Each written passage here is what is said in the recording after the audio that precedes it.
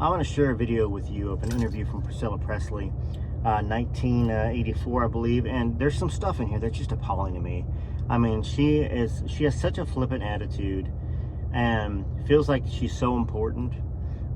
Please watch this video all the way through. Let's talk about it. What parts of the video disturbed you? What part of the videos were you fine with? And what do you think about Priscilla Presley in general? And of course, I'll stick with you, and we can talk about this. Like a Hollywood goddess. Thank you. Yeah.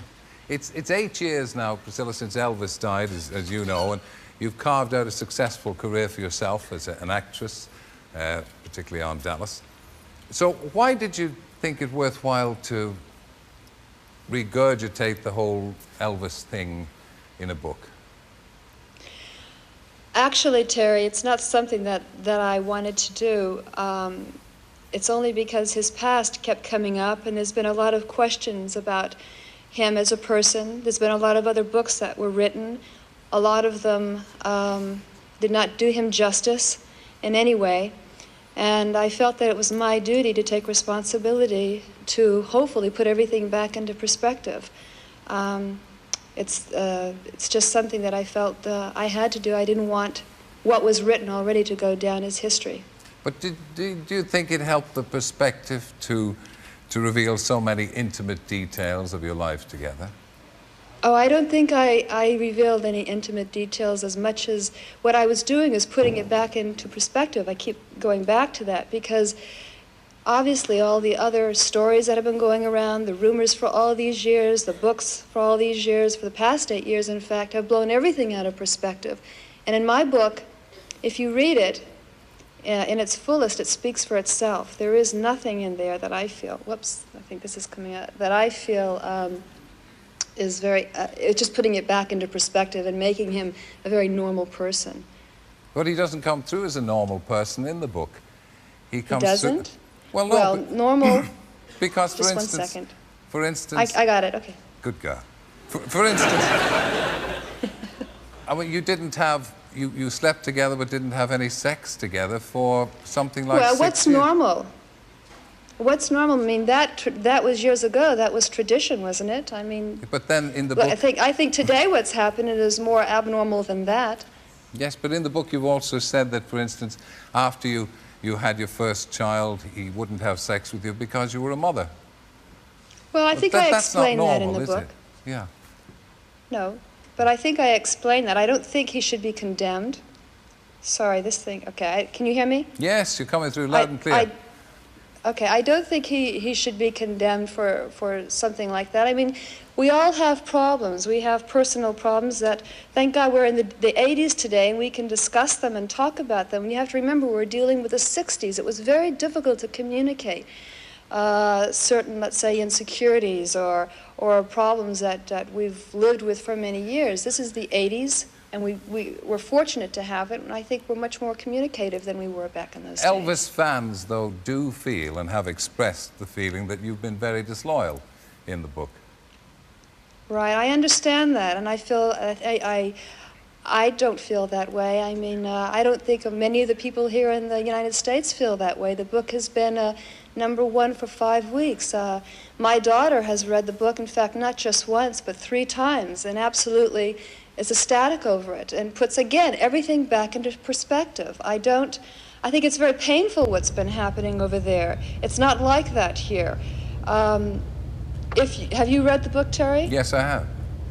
And do you feel that it's a disloyalty? I think that it makes him a human being. It makes him very sensitive. It makes him a person that one can deal with, and not this idol or this robot. I think it was. If people want to know what happened, it's in the book, and that's exactly what happened. I don't think I was harsh with him by any means. I dealt with it very sensitively. It was 4 years that it took for me to write this book. When you were 15, you went to, your parents allowed you to go and live with him in Graceland. No, if you read the... I did read the book, yeah. I'm sorry, go ahead. Yeah. I'm sorry. You have a 17-year-old daughter yourself now. Would you let her do that kind of thing, even in these free living 80s, as you say? Well, I think we have to. I can't, in general, say no. Absolutely not. Well, what do we think about that? I know some of you have probably already left comments at the 3-minute mark or the 5-minute mark. But if you haven't left a comment, let me know what stuck out to you. You know, here it is 7 years after Elvis has passed away. And Priscilla is all about Priscilla. Now, if you're an Elvis fan that doesn't like Priscilla, then you are probably in agreement with that. Priscilla was always about Priscilla, even when she was with Elvis. And if you're a Priscilla fan, then perhaps you've got a different take on it, and you can let me know what your take is on Priscilla and her rights to be doing this in 1984 and making things all about herself. This is Elvis and the Legends, and also Rare Elvis Photos, my sister channel. And I hope you got something out of this, and that you learned something about it, about Priscilla specifically. I think you'd have to take each situation individually. It's not something I would like. No, I wouldn't allow her to all of a sudden go off with someone that I didn't know.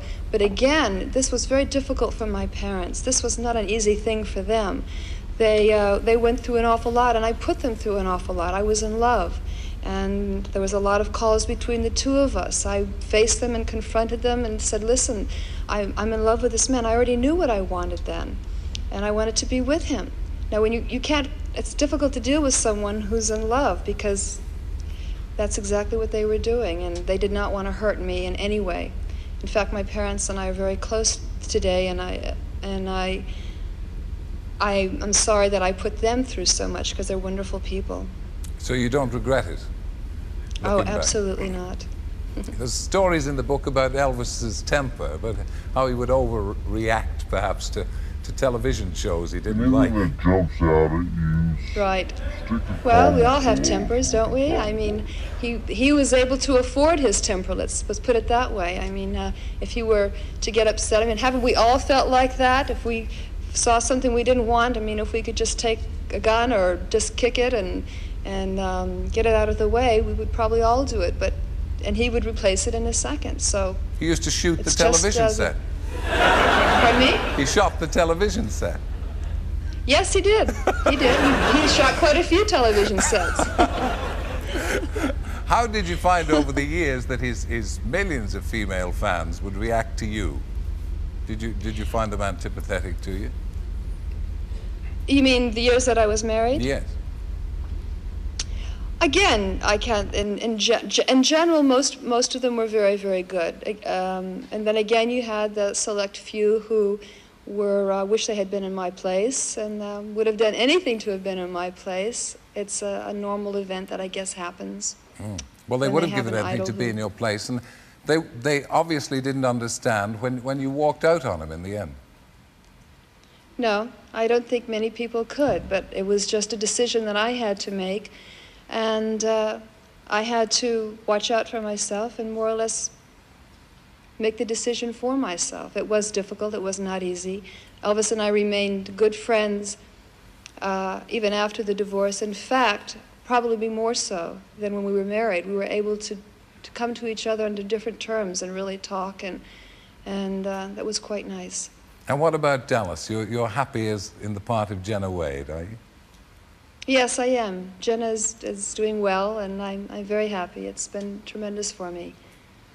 Well, I just doesn't it get quiet here?